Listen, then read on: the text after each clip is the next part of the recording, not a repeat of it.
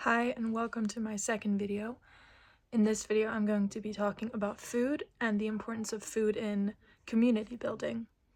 So I will be talking a little bit about the culture around food that exists here in my town Skattungbyn in central Sweden, the type of daily routines we have regarding food in our communal housing, how we store our food as people who grow a lot of our own food.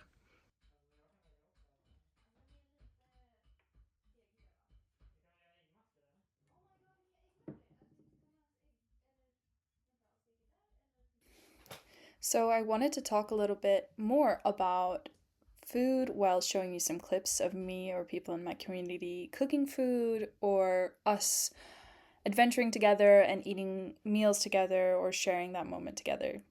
So in this clip, I'm making sourdough, which is something that I like to do at least once a week. And I usually make sourdough with a rye starter and, of course, always organic flour.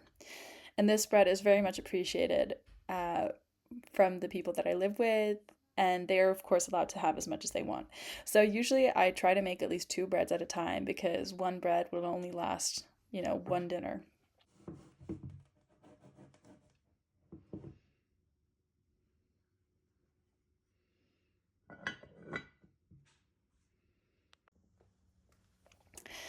I wanted to talk a little bit more about the culture that exists here in the town regarding food.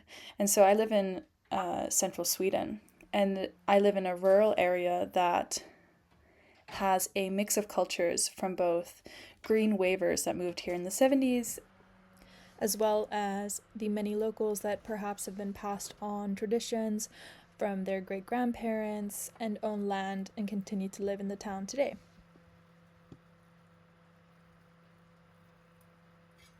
And so the two very different cultures have quite a lot in common, even though they may come from very different perspectives. And there is a large culture of growing your own food, sharing the harvest, even sharing land. There's even a culture of self-sustenance through such as hunting deer or moose, and also harvesting wild crops, or not crops, I would say, more so wild foods such as mushrooms or nettles and such. And these practices are quite common between both even, the locals and the newcomers, who many of them I would even call locals by now.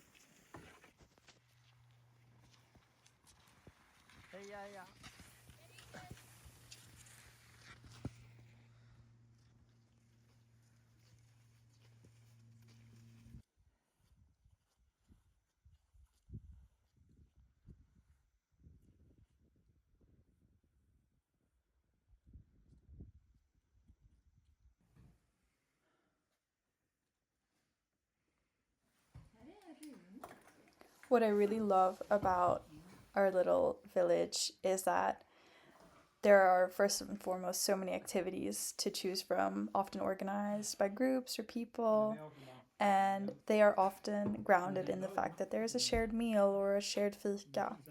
And many times the activities have a sort of knytis or a potluck, which is sort of a food share setup, which I often find very, very cozy.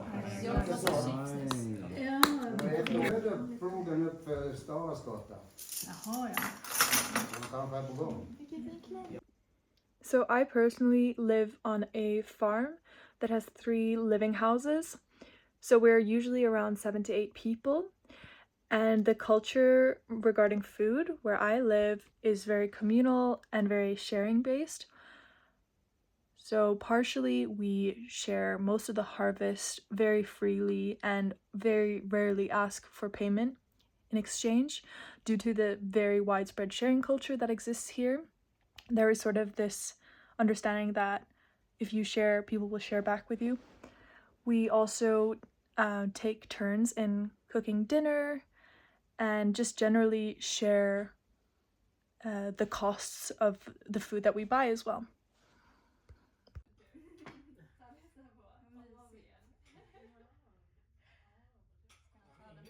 One of our communal setups is that we take turns cooking dinner for each other.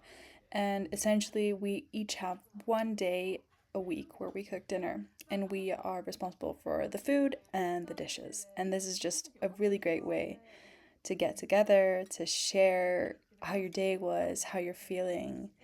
Um, so, the essential need and desire to eat food is really what brings us together almost every day.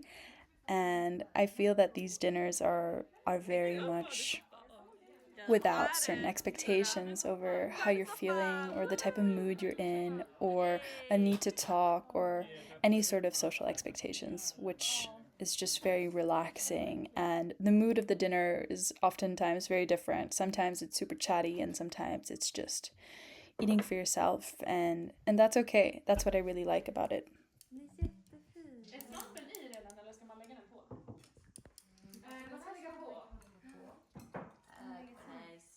Vad är det för svamp? Den är jättefin.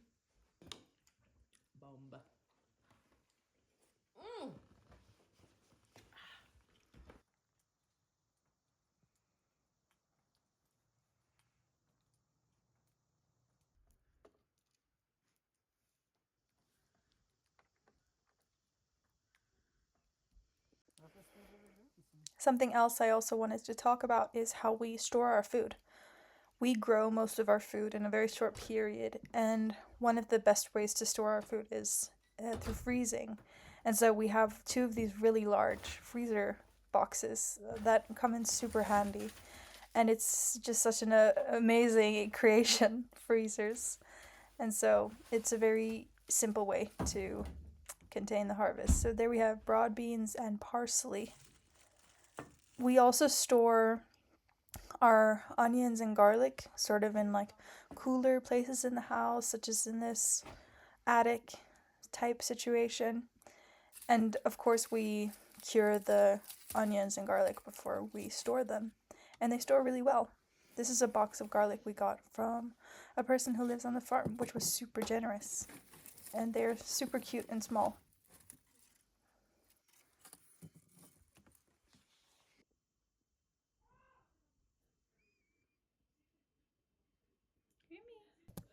Another preservation method is drying, and I dry a lot of herbs and mushrooms, and that's also just a really great way to preserve the harvest. We also have this sort of cooler pantry area, which is such a cool feature to the house, which isn't as insulated as the rest of the house, so it holds around 10 degrees, and we store a lot of our dry goods there. It's such a handy part of the house. I also keep a lot of my ferments there because it's just a really stable temperature and it's quite dry. Yet another way of preserving the harvest, which is, of course, my favorite way, is through fermentation. And we try to ferment as much as possible, and there's almost always sauerkraut with every meal. It's something that I want to continue to do more of this year, but unfortunately, last year's harvest of kale and cabbages was quite poor.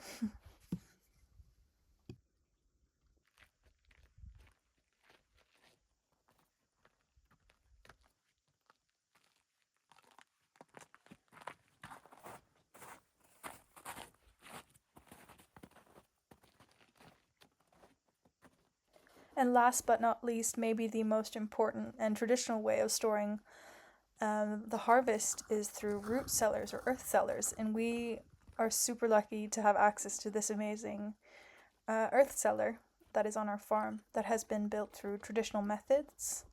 So it's quite an old school one. And what I've learned from last year learning about building earth cellars is that you can make it as complicated or as simple of a build as you'd like.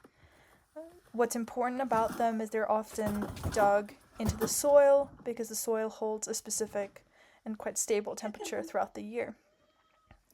And another important thing about earth cellars is the high humidity. So in the earth cellars, we have stored lots of root veggies.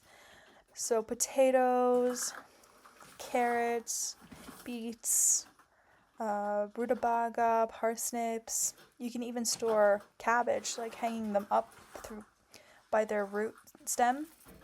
And yeah, so everything stores really great in here. And it's such a blessing to go in there every now and then and grab carrots that are like very hard and juicy, and they haven't gone limp by any means. So yeah, it's just super cool to have this.